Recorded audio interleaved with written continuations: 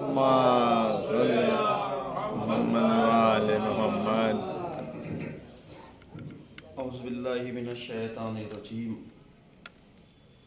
بسم اللہ الرحمن الرحیم. الحمدللہ رب العالمین. الصلاۃ والسلام علی اشرف الانبیاء والمرسلین. اما بعد فقد قال علیہ السلام کان رسول اللہ دائم البشر وسہل الخلق لین الجانب. صلوات محمد علیہ.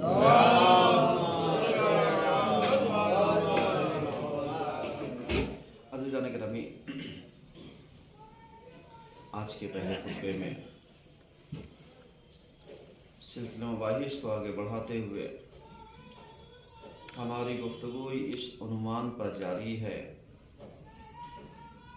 کہ اخلاق پیغمبر اکرم صلی اللہ علیہ وسلم. حضور والا چونکہ ہم نے پیغمبر کے اخلاق پر، ان کے کردار پر، ان کی تعلیمات اور سیرت طیبہ پر روشنی ڈالنے کی کوشش کی ہے، اور اس چیز کو بیان کرنا چاہا ہے کہ آج کے زمانے میں پیغمبر کی پہچان ہم سے نہیں بلکہ پیغمبر کی وجہ سے ہماری پہچان ہونی چاہیے. لیکن یہ اس وقت ممکن ہو سکتا ہے کہ جب ہم اپنے اندر تعلیمات پیغمبر کو، کردار پیغمبر کو، اخلاقیات پیغمبر کو اور ان کی جو تعلیمات ہے، اسوہ حسنہ ہے، سیرت طیبہ ہے، ان کا جو بہترین کردار ہے جو آپ نے عملی زندگی میں کر کے ہمیں بتایا ہے اور کر کے دکھایا ہے، وہ سارے کے سارے خصوصیات ہمارے اندر جمع ہونے چاہیے.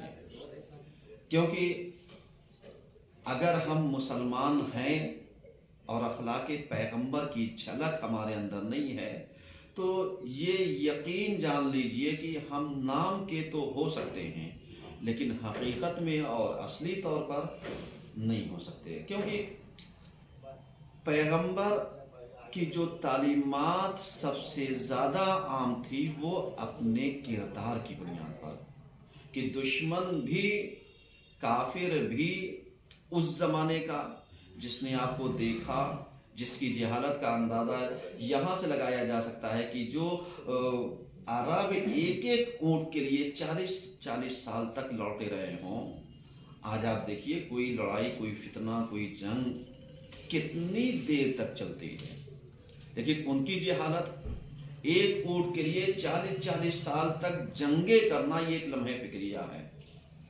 کیوں؟ اس لیے کہ اگر ہم اس چیز کی طرف متوجہ رہیں گے کہ کیوں انہوں نے ایک ایک اونٹ کے لیے 40 سال تک لڑائیاں کی ہیں، جنگیں کی ہیں، فتنہ برپا کیا ہے، ایک دوسرے کا خون بہایا ہے، خون خرابہ کیا ہے، ایسے دور میں اگر پیغمبر آ کر کے انہیں ایک دوسرے کا بھائی بنا دے تو یہ کمال ہے.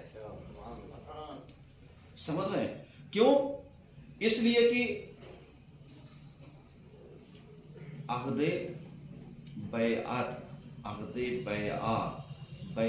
اولا اور بیعت ثانیہ، یعنی یہ جو بیعت کی گئی اور اس کے علاوہ اس کے ساتھ ساتھ جو کام ہوا وہ عہد مواخات، یعنی بھائی بنانے کے لیے، بھائی بننے کے لیے علیہ السلام، یعنی عہد پڑھا گیا. عہد کا مطلب صرف یہی نہیں کہ معلوم لیا کہ جب نکاح پڑھایا جائے گا تبھی. عہد کا مطلب ہوتا ہے گرہ لگانا، یعنی ایک دوسرے کو جوڑ کر کے رکھنا.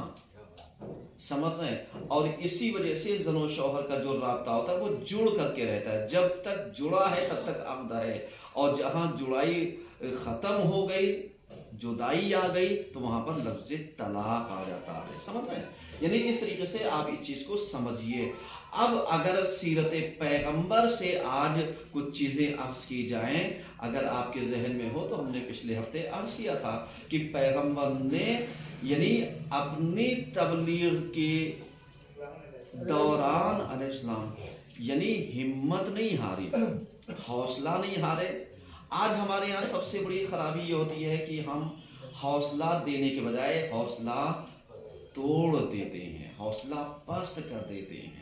यही वजह है कि हम कार्य खैर खुद नहीं कर पाते और नतीजा ये होता है कि जो फील्ड में वर्क करने वाला होता है उसके हौसले को तोड़ते हैं। तो पैगंबर से जो चीज़ हमें लेनी चाहिए थी वो ये भी एक चीज़ थी कि हम यानी अपने मोमिन भाई के लिए हौसला बढ़ाने का सबब बने, हौसला तोड़ने का सबब ना बने। आज आप जरा सा समाज में उठाइए, अगियार तो छोड़ दीजिए, रिश्तेदारों में, सगे रिश्तों में, एक माँ बाप की औलादों में अगर चंद औलादें हैं, मतलब अगर अकेला है तो अकेला अल्लाह माशाअल्लाह, दो हो गए तो क्या कहने, और तीन हो गए तो और चार हो गए तो और गजब का।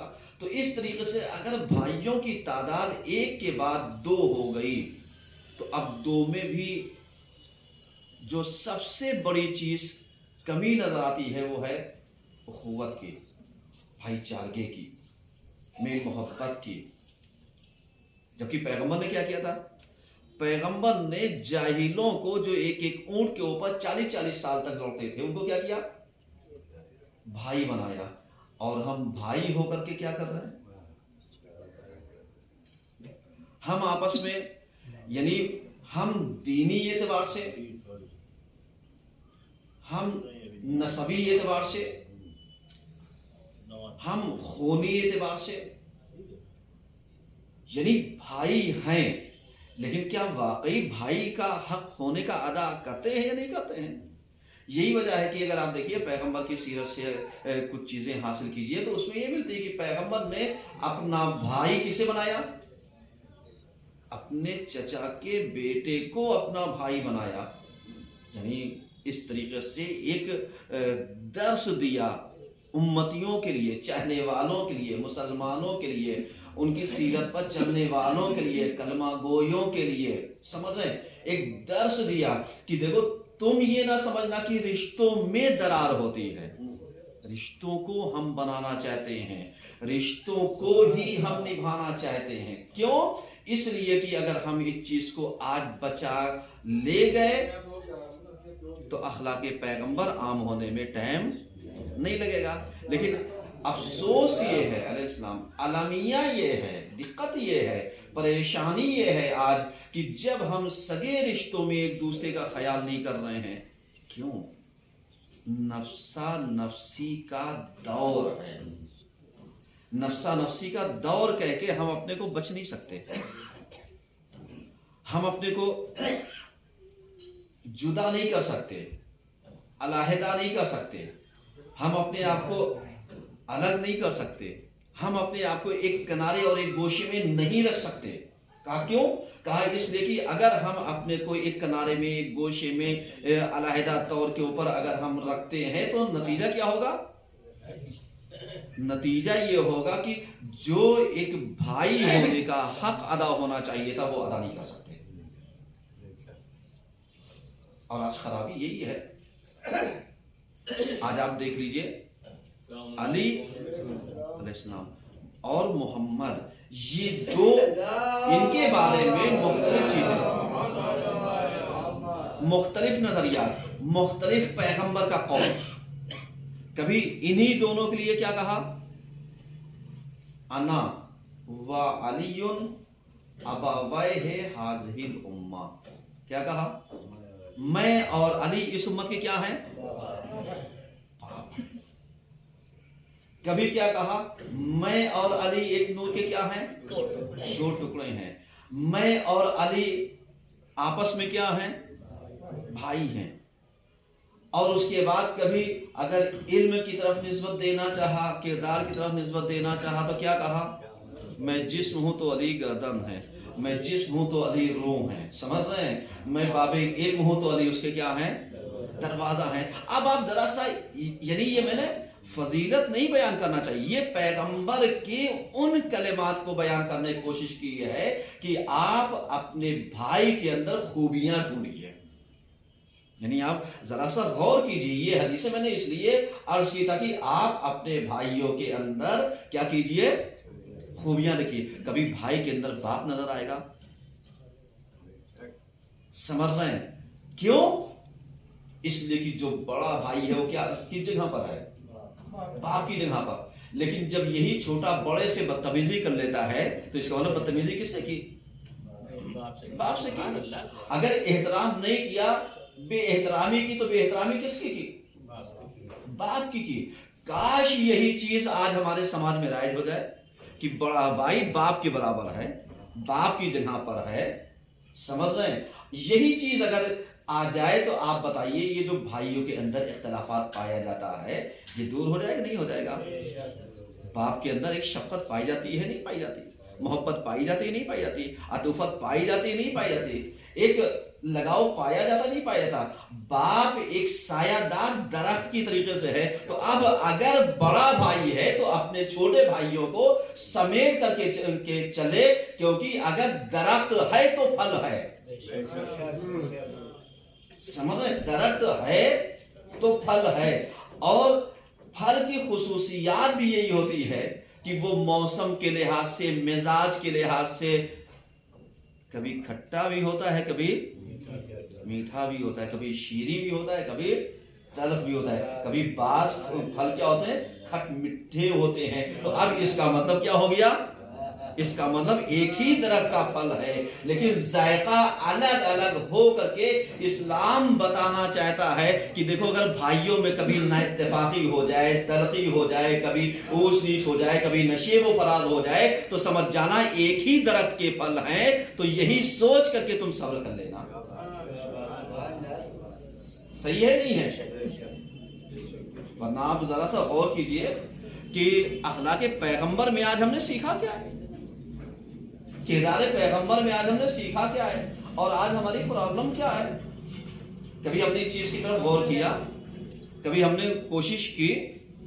نہیں، کوشش اس لیے نہیں کی کیونکہ اگر ہم بڑے ہیں تو بڑے ہیں، اگر ہم مجلے ہیں تو مجلے ہیں، چھوٹے ہیں تو چھوٹے ہیں۔ اب جب چھوٹے چاہے جتنی ایج ہو جائے چھوٹے ہی ہیں چھوٹے، یقیناً انسان چھوٹا رہے گا، لیکن چھوٹے کا مطلب یہ نہیں کہ ابھی تم بچے ہو، چھوٹے کا مطلب یہ نہیں کہ ناسمجھدار ہو، چھوٹے کا مطلب یہ نہیں ہے کہ تمہارے اندر شعور کم ہے، بلکہ چھوٹا سن کے اعتبار سے تو ہو سکتا ہے، لیکن یہ کہے پختہ نہیں ہے، یہ کہے سمجھدار نہیں ہے، یہ کہے ذمہ دار نہیں ہے، یہ کہے ہم ذمہ داری نہیں اٹھا سکتے، تو یہ چیز غلط ہے۔ کیوں؟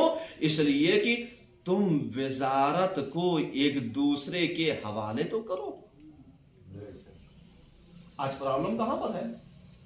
دیکھیے ایک میں خطبے سے ایک نئے موڑ کی طرف آ رہا ہوں، کبھی آپ غور کیجئے گا۔ کیوں؟ اس لیے کہ یہ چیزیں جو ہوتی ہیں آج ہمارے یہاں اختلافات جو ہوتے ہیں وہ کس چیز پر ہوتے ہیں؟ کبھی نام کے اوپر، کبھی عہدے کے اوپر، کبھی منصب کے اوپر، کبھی دولت کے اوپر، کبھی شہرت کے اوپر، کبھی اختیارات کے اوپر، کبھی بڑے ہونے کی بنیاد پر۔ یہ ساری چیزیں کیا ہوتی ہیں؟ اختلافات کا سبب بن جاتی ہیں، سمجھ رہے ہیں؟ اب معلوم ہے شہرت ہے تو بھائی سب تو بڑے بھائی جانتے ہیں، ہمیں کون جانتا ہے؟ اللہ کے بندے، بڑے بھائی کے نقش قدم پر چلو، تمہیں بھی سب جانیں گے۔ بڑا بھائی ذمہ داریاں اٹھا رہے، تم بھی ذمہ داری اٹھاؤ، تمہاری بھی پہچان بن جائے گی۔ بڑا بھائی رشتہ داریاں نبھا رہا ہے، تم بھی نبھاؤ۔ بڑا بھائی صلہ رحمی کر رہا ہے، تم بھی صلہ رحمی کرو۔ بڑا بھائی اخلاقیات کا ایک بیتی مجسم نمونہ ہے، تم بھی نمونہ بن جاؤ۔ سمجھ رہے؟ سماج میں اس کی قدر و قیمت ہے، ویلو ہے، اس کی اپنی پہچان ہے۔ تو اب پلٹ کر کے دیکھو پہچان کس لیے ہے؟ امانت داری کی وجہ سے، ایمانداری کی وجہ سے، سمجھ رہے ہیں، اس کے دینی خدمات کی وجہ سے تم بھی اسی فیلڈ میں اتر کر کے دیکھو، جیسے تمہارے بڑے بھائی کی عزت ہے ویسے تمہاری بھی عزت ہو جائے گی، جیسے اسے عزت ملی ویسے تمہیں بھی عزت ملے گی۔ اس کا مطلب کیا تھا؟ اس کا مطلب یہ تھا کہ اب یہ نہ سمجھیے گا کہ مطلب ہمارے ادھر کمیاں کہاں پر ہیں، میں اس لیے گنا رہا ہوں کہ تاکہ آپ اس چیز کو اس بھی رائے میں اٹھا کر کے دیکھیے تو کبھی بھی آپ کو اختلافات نظر نہیں آئے گا۔ سمجھ رہے؟ شہرت چاہیے بھائی کے راستے پر چلیے، دیکھیے بھائی کس راستے پر چل رہا ہے۔ ہاں کبھی شہرت اچھی ہوتی ہے، کبھی بری ہوتی ہے، کبھی ایک انسان شہرت پاتا ہے مذہبیات میں، کبھی ایک انسان شہرت پاتا ہے دنیا داری میں، دکھاوے میں۔ ایک چیز پیغمبر کی اس جملے پہ آنے کے بعد پیغمبر کی ایک حدیث آتا ہے، سلوات پڑھیے سب مل کر۔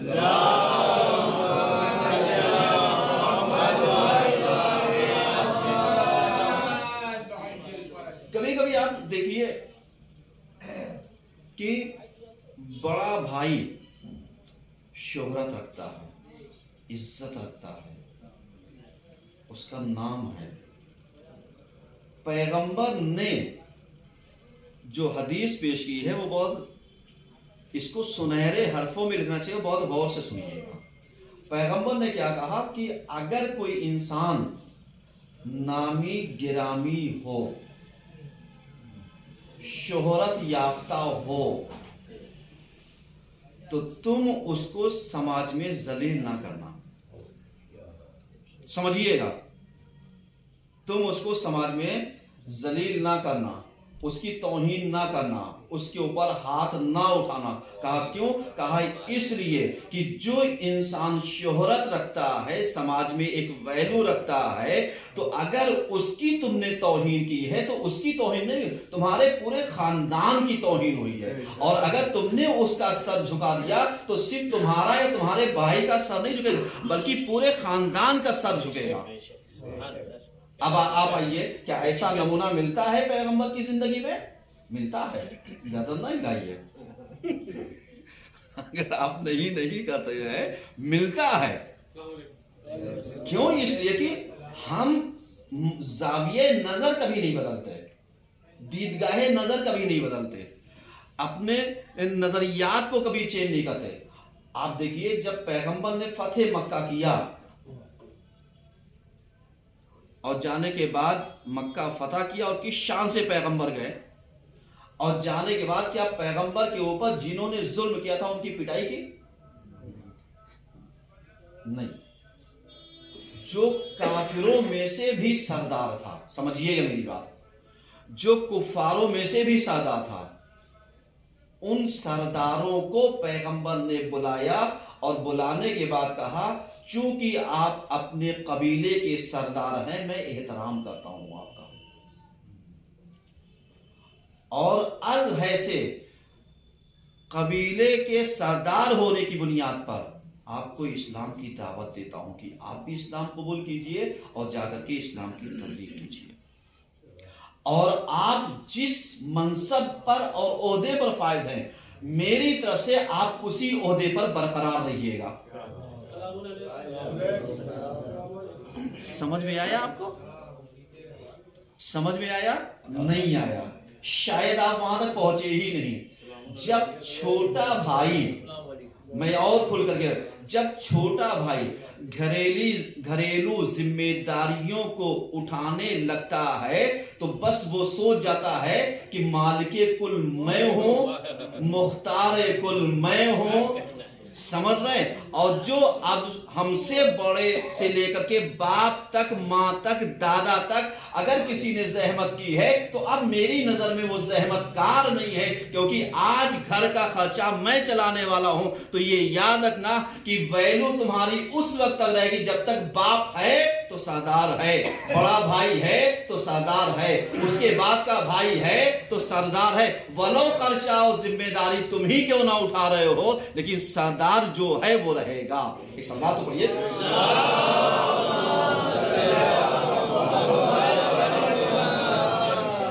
اب اسی کو ذرا سا زاویہ نظر چینج کیجئے۔ کہ اب ایسے مرحلے پر اگر ایک چھوٹا بھائی ذمہ داریاں اٹھانے کے بعد اپنے بھائی کا کہنا مانے، اپنے باپ کا کہنا مانے، تو ایمانداری بتائیے اختلافات ہوں گے؟ نہیں ہوں گے۔ شہرت کسے ملے گی؟ عزت کسے ملے گی؟ رفعت کسے ملے گی؟ بلندیاں کسے ملیں گے؟ آپ غور کر رہے ہیں، یہی چھوٹے کو ملے گی۔ کہا کیوں؟ کہا اس لیے کہ یہ سکھا رہا ہے اپنی اولاد کو کہ دیکھو میں پورے خرچہ اٹھانے کے باوجود، گھر کی ذمہ داریوں کے اٹھانے کے باوجود احترام میں نے نہیں چھوڑا، عزت کرنا میں نے نہیں چھوڑا، بڑکپن میں نے نہیں چھوڑا، بھائی کے احترام کو میں نے نہیں چھوڑا۔ یہی تو دینداری ہے۔ کیا دینداری کہیں سے الگ سے آتی ہے؟ کہیں سے الگ سے نہیں آتی۔ اب آپ ذرا سا جمع و جور کیجئے، اخلاق پیغمبر کو ذرا سا جمع و جور کرنا چاہیے، ایک نتیجے گیری کی طرف چلنا چاہیے۔ تو اب آپ ذرا سا غور و فکر کیجئے، پیغمبر نے کیا سکھایا؟ یہی کہ اگر بڑا ہے تو اس کی جگہ پر کہا کیوں؟ کہا فتح مکہ کے موقع پر جو اس وقت کے قبیلے کے سادات تھے ان کو پیغمبر نے سرداری سے ہٹایا نہیں۔ آج ہماری سب سے بڑی غلطی کیا ہوتی ہے؟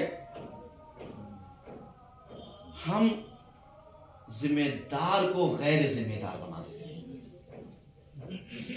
اور جب ذمہ دار کو غیر ذمہ دار بنا دیتے ہیں دقت یہیں پر ہوتی ہے۔ کبھی کبھی آپ دیکھیے انجمنوں میں کبھی پھوٹ نہیں ہوتا۔ پھوٹ کب شروع ہوتا ہے؟ جہاں پر بس یہ کہیے چناؤ ہونے والا ہے اور سیکریٹری چینج ہوگا، صدر چینج ہوگا، دستہ چینج ہوگا، صاحب بیعت چینج ہوگا۔ ایمانداری سے بتائیے، جو سب ایک مشن پر چلنے والے تھے، سیکریٹری اپنی ٹیم بنا رہا ہے، صدر اپنی ٹیم بنا رہا ہے، نوے خان اپنی ٹیم بنا رہا ہے، اور دستے والے ہمیں اس کی طرف جانا ہے، ہمیں اس کی طرف جانا ہے، اس کی طرف۔ جو ایک مشن پر چل رہی تھی وہ کہاں گئی؟ انجمن۔ اور اگر اسی چیز کو برقرار رکھا گیا ہوتا علیہ السلام تو پھر کیا ہوتا؟ دقتیں ہوتی نہیں، پھوٹ پھوٹی اختلافات ہوتے نہیں۔ دقت کہاں پر آئی؟ دقت یہیں پر آئی کہ جہاں پر ہم نے یعنی ایک کو ہٹایا، دوسرے کو کیا کیا؟ وہ کر دیا۔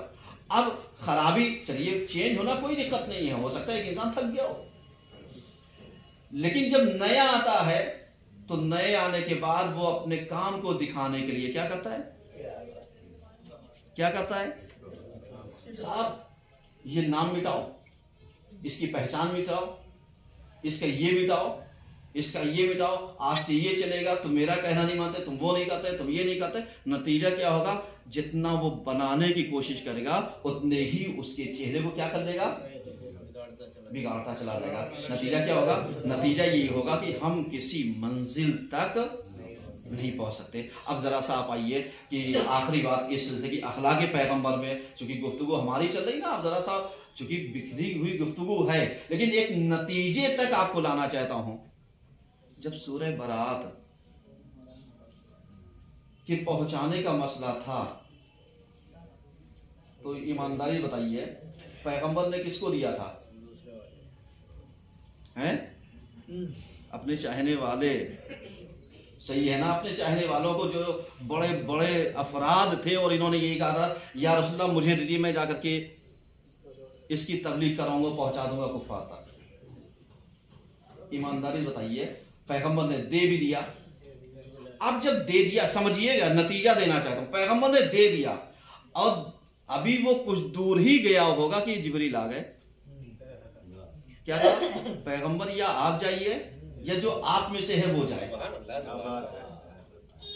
جو آپ میں سے ہے وہ جائے۔ اب میں آپ سے سوال کرنا چاہتا ہوں، کبھی کبھی ایسا ہوتا ہے کہ جب کام اہمیت والا ہوتا ہے تو ہر انسان کو نہیں بھیجا جاتا، اور اگر کبھی اس کا دل رکھنے کے لیے بھیج دیا جاتا ہے تو اسے کبھی کبھی واپس بلا کر کے ذمہ داری کو واپس لے لیا جاتا ہے۔ کہا کیوں؟ اس لیے کہ تم کانفیڈینشل نہیں ہو، تم مورد اعتماد نہیں ہو، تم بھروسے کے لائق نہیں ہو۔ اب آپ ذرا سا بتائیے کہ اگر ایسا آج ہمارے سامنے ہو جاتا ہے تو ہم کیا کرتے ہیں؟ ہم کہتے ہیں حساب دیکھیے،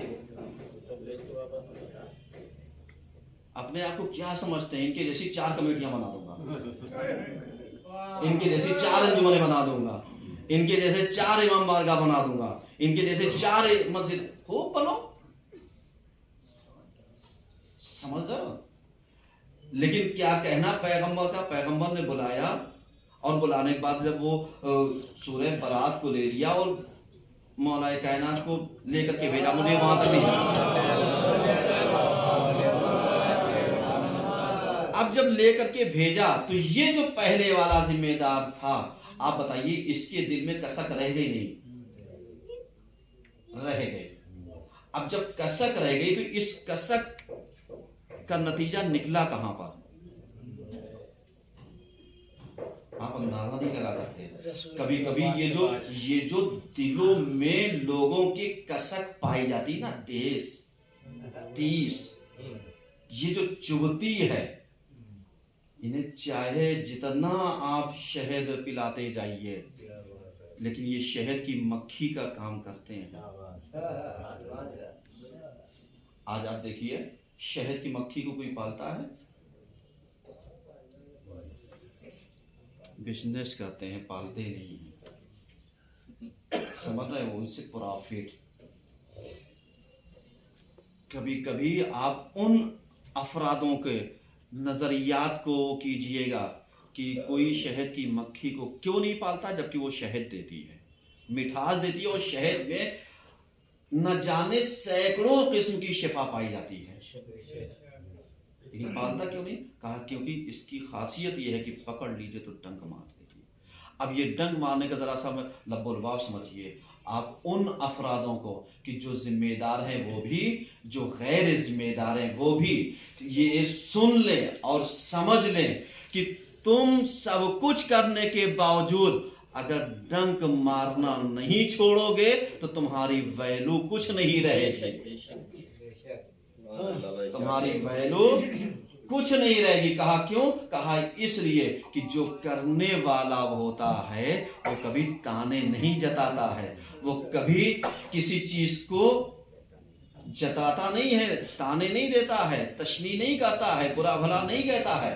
ہاں کبھی ایسا ہوتا ہے کہ غلط فہمیوں کا ازالہ کرتا ہے۔ بس اتنی ہی سی بات سمجھنے کی ہے کہ اگر اخلاق پیغمبر کو سمجھنا ہے تو اس زاویے میں سمجھیے کہ یہ جو ٹیس پائی جاتی ہے اس کا اثر اس وقت سے لے کر کے آج تک، اور آج سے لے کر کے تا قیامت دیکھیے تو دین میں جو رکھنا آیا وہ کتنا بڑا آیا۔ آپ سوچ سکتے ہیں آج ہم لوگ سوچتے ہیں یہ کام ہم کر لیں گے، بہت اچھا کام کر لیا، نہیں، جا کر کے 10-20 سال بعد دیکھنا کہ تم نے بنیاد کی چیز کی رکھی ہے، منافقت کی، پروان کی چیز کو چڑھایا، اختلافات کو، تفرقے بازی کو۔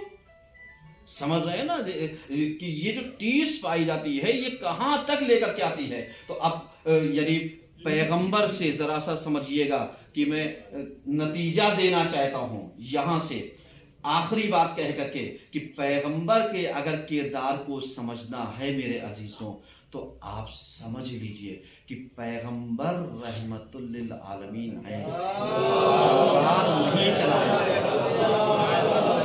تلوار نہیں اٹھایا ہے، لیکن تلوار نہ چلانے یا تلوار نہ اٹھانے کا مطلب یہ نہیں ہے کہ پیغمبر بزدل تھے، پیغمبر تلوار چلانا نہیں جانتے تھے۔ تو کبھی کبھی جو انسان فیلڈ میں نہ اترے اور نہ اترنے کے باوجود اگر لوگ آ کر کے اس کے چھاؤں میں پناہ لے جائیں تو یہی اس کی عظمت کی دلیل ہے۔ اور سمجھیے گا مولا کائنات علی ابن ابی طالب علیہ السلام یہی کہتے ہیں کہ جب جنگ اپنے عروج پر ہوتی تھی تو اگر ہمیں پناہ لینی ہوتی تھی تو ہم پیغمبر کی چھاؤں میں آ جاتے تھے، کسی میں دم نہیں تھا جو ہم تک نقصان پہنچا جاتا۔ یہ بھی ایک حدیث ہے۔ اس کا مطلب کیا ہوا؟ اس کا مطلب یہ ہوا کہ درس یہی تک کہ اگر کوئی خاموش ہے تو اس کو بزدلی کا نام نہ دیا جائے۔ समझ रहे हैं, किरदार पैगंबर आज हमको इसी चीज़ की दावत देता है। औज़ बिल्लाहि मिनश शैतानिर रजीम, बिस्मिल्लाहिर रहमानिर रहीम, वल अस्र इन्नल इंसाना लफी खुस्र इल्ला लज़ीना आमनु व अमिलुस सालिहाति व तवासौ बिल हक़्क़ि व तवासौ बिस सब्र।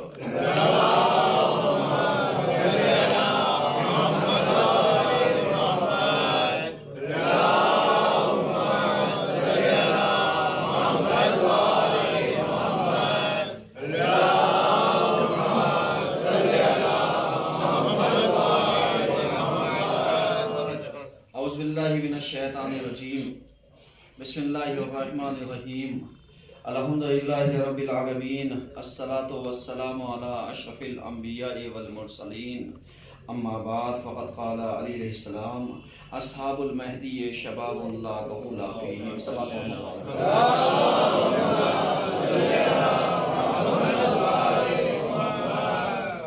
अज़ीज़ान गिरामी, आज के दूसरे खुतबे में सिलसिले मबाहिस को आगे बढ़ाते हुए हमारी गुफ्तगू इस उन्वान पर जारी है कि खुसूसियात अस्हाबे इमाम महदी अलैहिस्सलाम।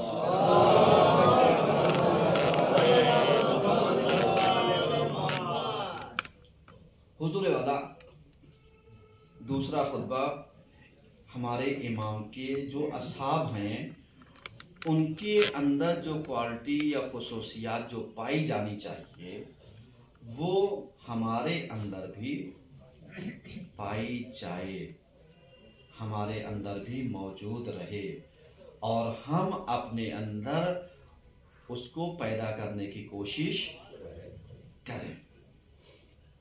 हुजूर वाला हम समझते हैं कि आखिरी इमाम जो होगा वो बहुत आसानी से हमारे दरमियान फैसले कर देगा। जैसे आज हम सोचते हैं कि अगर हमने किसी को डपट दिया तो समझ गया कि साहब ये डर गए, और अगर हमने किसी के साथ नाइंसाफ़ी कर दी तो समझ लिया इंसाफ कर लिया। हमने किसी के साथ नाइंसाफ़ी करने वालों के साथ इंसाफ कर दिया तो हमने सोचा इंसाफ कर दिया, और हमने किसी के साथ नाइंसाफ़ी कर दी इंसाफ पर के खिलाफ तो हमने समझ लिया इंसाफ कर दिया। क्या इमाम भी ऐसे ही होगा? समझिएगा मेरी बात, बहुत लब्बो लबाब और गौर व फिक्र करने वाली बातें आपकी खिदमत में अर्ज कर रहा हूं, ताकि आप लम्हे फिक्रिया वो कीजिए। आज हम लोग बहुत आसानी से कहते हैं हम इमाम को हिसाब दे देंगे। बहुत सारे अफराद मौलवी, मौलाना, खतीब, जाकिर, आलिम, नाजिम जितने भी हैं बहुत आसानी कहते हैं हम इमाम को हिसाब दे देंगे। मियाँ पूरे साल भर का हिसाब बना डालो, ईमानदारी से समझ में आ जाएगा। इमाम को क्या हिसाब दोगे? इमाम के यहाँ तो तुम्हें ऐसे भी पकड़ करके ले जाया जाएगा, तुम भागोगे कहाँ? समझ यार, हम लोग बहुत आसानी से सोचते भाग जाएंगे, नहीं, कोई नहीं भाग पाएगा। हत्ता वो चीज कि अगर नाजायज पैसे से हज और उम्रा भी कर लो ना, ज़ारत कर लो, किसी को ज़ारत पर भेज दो, वो भी कबूल नहीं है। बिल्कुल वैसे ही जैसे रिवायतें कहती हैं कि ऐसे पैसों से किया हुआ हज और उम्रा ऐसे ही है जैसे पानी के ऊपर तस्वीर बनाना। समझ रहे हैं? जैसे मालूम दिया नजासत से वजू कर लेना, तशबीह। समझ रहे हैं? क्या वजू मान लिया जाएगा? हम नजासत को छोड़ दिए, एक गस्बी पानी से अभी जुमे की नमाज हो, कोई साहब वजू करके और कह दे मेरी नमाज कबूल होगी, हो जाएगी? लोटा भर करके कोई और लेकर के आए और उसकी इजाजत के बगैर कोई दूसरा वजू कर ले तो मियाँ ऐसे पानी से वजू नहीं होगा और उस वजू से नमाज नहीं होगी, और उसी नमाज वजू किए हुए से कुरान पढ़ो तो कुरान का सवाब तुम्हें वैसे नहीं मिलेगा। और हम लोग क्या सोच रहे हैं? हम लोग ये सोच रहे हैं साहब जितना रख ले रख लो। कहाँ के लिए? कब तक के लिए? आज बहुत सारे अफराद मालूम है वो बहुत आसानी से कहते हैं मेरी इजाजत के बगैर ये नहीं होगा, मेरी इजाजत के बगैर वो नहीं होगा। कसम खुदा की ऐसे अफराद जितने इजाजत वाले हैं ना, इन पे इतने जूते पड़ेंगे इमाम के यहाँ कि जितने ताखीर तुम्हारी वजह से हो रही है दीनी उम्र में, हर लम्हे और हर सानिये का तुम हिसाब दोगे। हम लोग कह रहे हैं नहीं ابھی موقع ہی نہیں آیا. جب حقدار پیدا ہو جائیں گے تو ہم پیسہ دے دیں گے. حقدار پتہ نہیں کب آئیں گے، اس لیے کہ ان کی نظر والا حقدار ہوگا نا، ان کے نظریے والا حقدار ہوگا. ان کی نظر میں جو حقدار انہی جیسا ہوگا، انہی سے ملتا جلتا ہوگا، اس کو دے دیں گے. لیکن کاش یہ سوچ لیں کہ جب سے لے کر کے تب تک چاہے بینک کا پروفٹ ہو، چاہے بینک کے نام کی ایف ڈی ہو، چاہے اس سے استعمال کیا ہوا پیسہ ہو، ہر کا حساب دینا پڑے گا. ایک صلوات تو پڑھیے.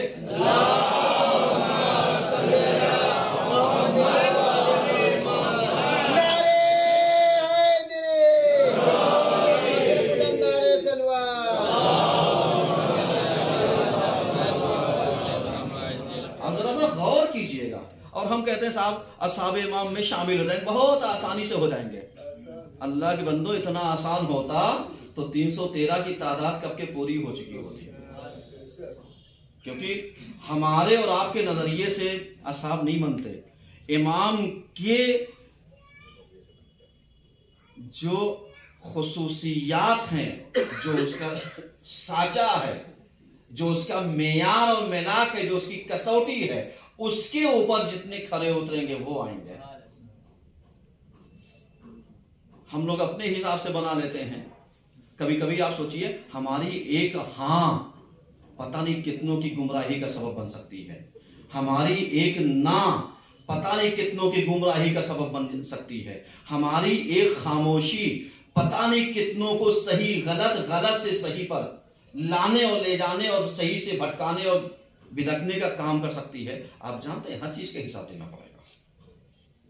آج بہت سارے افراد ایسے ہیں کہ یہ سوچتے ہیں صاحب میں نہ ادھر ہوں نہ ادھر ہوں. ادھر کیا ہوتا ہے؟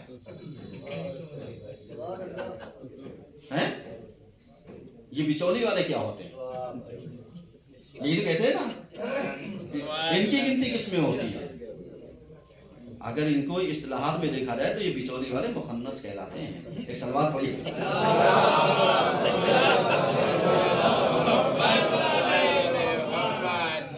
سمجھ رہے ہیں ہم نہ ادھر ہیں نہ ادھر ہیں. اور اس کے بعد ہم بڑے فخریہ انداز میں یہ کہتے ہیں صاحب ہم تو وہاں جاتے ہی نہیں ہیں. ذرا سا امام سے بھی کہہ دینا ہم وہاں نہیں جاتے. کیونکہ جمعہ 5.5 کلومیٹر کا چوطرفہ حصہ لیا جاتا ہے اور دوسری نماز جمعہ نہیں پڑھ سکتے. اور 3 نماز جمعہ پڑھنے والا جو ہوتا ہے دائرہ ایمان سے خارج ہو جاتا ہے. ایک صلوات پڑھیے سب مل.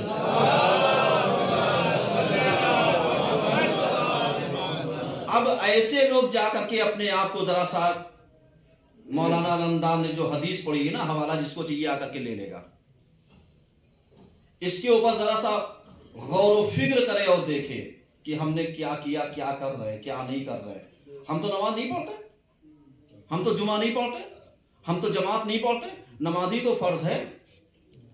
میاں نماز فرض ہے تو پھر سماج کے کام کچھ نہیں ہوتے ہیں. سماج ایک اجتماع چاہتی ہے، ایک سوسائٹی چاہتی ہے. سوسائٹی میں اتنا ہی تم اپنا حق چاہتے ہو جتنے تم سے مربوط ہے. نہیں، کبھی جتنی توقع تم رکھتے ہو اتنی توقع تم سے بھی رکھی جاتی ہے. جتنی توقع تمہیں پائی جاتی ہے اتنی توقع مسجد اور امام بارگاہیں بھی تم سے رکھتی ہیں، اتنی پڑوسیاں بھی تم سے رکھتی ہیں، اس سے حقوق تم سے بھی طلب کیا جاتا ہے، تمہارا امام بھی رکھتا ہے. اب اگر دم ہوگا تو اپنے امام سے کہہ دینا کہ میں جو ہوں سوسائٹی سے الگ ہوں، میں جو ہوں سماج سے الگ ہوں، میں جو ہوں جمعہ نہیں پڑھتا ہوں، میں جو ہوں جماعت میں نہیں آتا ہوں، میں جو ہوں مسجد میں نہیں آتا ہوں، میں جو ہوں وہاں کے پروگرام میں نہیں آتا ہوں، کہہ دینا. اور اس کے بعد اندازہ تو یہیں سے لگا لیا جائے گا نا. غور سے سنیے گا میری بات. اندازہ یہیں سے لگا لیا جائے گا کہ ایک مسجد میں اعلان کرا دیا جائے یہاں مجلس ہے، دیکھیے کتنے کہتے ہیں، اور ایک باہر کا اعلان کرا دیا جائے جہاں 40ویں کا کھانا ہو، دیکھیے وہاں کتنے دکھتے ہیں. وہ افراد جو اپنے کہتے ہیں ہم ادھر ادھر نہیں ہیں، ان کو بھی آپ نیوتا دے دیے نا تو کھانے کی جگہ پر بھول جاتے ہیں کہ ہم ادھر والے یا ادھر والے. ایک صلوات اور پڑھیے سب مل.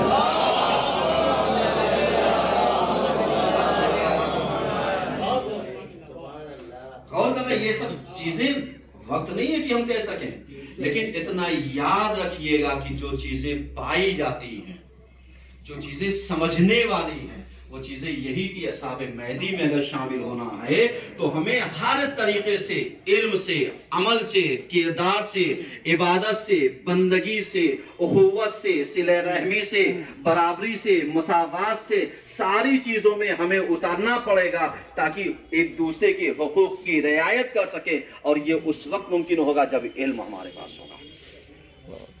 آج آپ دیکھیے علم کی کمی نے ہمیں کہاں پر پہنچایا۔ آج لوگ دنیا ایران سے جلتی کیوں جلتی ہے؟ اسی لیے کہ وہ علم میں، عمل میں، دانش میں، سائنس میں، وگیان میں بہت آگے نکل گئے ہیں، ٹیکنالوجی میں بہت آگے نکل گئے ہیں، کیونکہ ہم ان کے آگے نکلنے کو جھیل نہیں پا رہے، پوری دنیا نہیں جھیل پا رہی ہے، اس لیے ہمیں کیا کرنا چاہیے؟ ہمیں بھی ٹیکنالوجی میں آگے نکلنا چاہیے، ہمیں بھی علم میں آگے نکلنا چاہیے۔ کیوں؟ اس لیے کسی کی اچھی چیز سے ہمیں جلنا نہیں چاہیے، بلکہ اس کو ایک آئیڈیل بنا کر کے ہمیں بھی آگے بڑھنے کی کوشش کرنی چاہیے کہ اگر اس کے بعد آج ٹیکنالوجی تو ہمیں بھی، آج اگر اس نے علم میں پیش رفت کی ہے تو ہمیں بھی کرنا چاہیے۔ آپ سمجھ رہے ہیں؟ اسی وجہ سے آج کی یوتھ کو اگر بچانے کی کوشش کر، 2 منٹ ہے میرے پاس، بچانے کی کوشش کرنی ہے تو علم سے آراستہ کیجیے۔ لیکن میرے عزیزوں، ہم علم سے خود بھی دور ہیں، دوسروں کو دور رکھنا چاہتے ہیں، اور اس کے بعد بعض تو یہ بھی کہتے نظر آتے ہیں اپنے بچوں کو نہ بھیجنا مکتب، اپنی بچیوں کو فلاں جگہ نہ بھیجنا پڑھنے کے لیے۔ جو منع کرنے والا ہے کیا وہ اللہ کے یہاں جواب دے دے گا کسی دوسرے کی تعلیم کا؟ اپنی اولاد کی تو جواب دے صحیح سے دے نہیں پائے گا، جائے جن کو بہکایا ہوگا، جن کو بھٹکایا ہوگا، جن کو راہ راست سے ہٹایا ہوگا، اس کا جواب کون دے گا؟ اس کی تعلیمات کا ذمہ دار کون ہے؟ اس کی تربیت کا ذمہ دار کون ہے؟ سمجھ رہے ہیں؟ کیوں؟ اس لیے کہ ہم بہت آسانی سے کہہ دیتے ہیں صاحب ہم تو یہاں نہیں پڑھیں گے، وہاں پڑھ لیں گے، وہاں نہیں پڑھ، یہ موقع ایک آدھی بار ملتا ہے۔ خدا کا شکر ادا کرتے ہیں کہ اللہ نے ہمیں جوہی میں ایک نعمت دی ہے، زینب کلاسز سینٹر، 9واں سال ہے، سمجھ رہے ہیں؟ 9واں سال ہے، اور 9 سال میں اچھی خاصی لڑکیوں نے تعلیم حاصل کی ہے اور کر رہی ہیں، اور اسی کے ایڈمیشن انشاءاللہ 4 دسمبر بروز اتوار صبح 11 بجے دن میں زینب کلاسز سینٹر 141/4 میں ہوگا۔ کثیر تعداد میں وہ افراد کی جو اپنی بچیوں کو تعلیم دلانا چاہتے ہیں وہ اپنی بچیوں کو لے کر کے آئیں، اردو لکھنا پڑھنا آتا ہو، اور اگر نہیں بھی آتا ہے پھر بھی کانٹیکٹ کریں، ہو سکتا ہے ان کے لیے الگ سے اہتمام کیا جائے، ہو سکتا ہے ان کو الگ سے موقع دیا جائے۔ تو اس طریقے سے انشاءاللہ آئیے گا، اور ایام فاطمیہ کی پہلی مجلس جو ہمارے یہاں 18 مجالس سے ہوتی ہیں 8 دسمبر کو ٹھیک 3 بجے شروع ہوگی، اس میں بھی تشریف لے کر کے پہلی مجلس، اس کے بعد 11 دسمبر سے کنٹینیو میں شروع ہوگی، جو ایام ادائے فاطمیہ کا موقع رہے گا۔ انشاءاللہ اس پر ہم لوگ شرکت بھی کریں گے اور شامل بھی ہوں گے۔ یہ جو پروگرام ہوگا زینب کلاس میں یہ لیڈیز کے لیے ہوگا، اس کو آپ اپنے گھر میں بتا دیجیے گا۔ اعوذ باللہ من الشیطان الرجیم، بسم اللہ الرحمن الرحیم، ان اللہ وملائکتہ یصلون علی النبی یا ایھا الذین آمنوا صلوا علیہ وسلموا تسلیما۔ اللهم صل علی محمد وعلی آل محمد وعلی آل محمد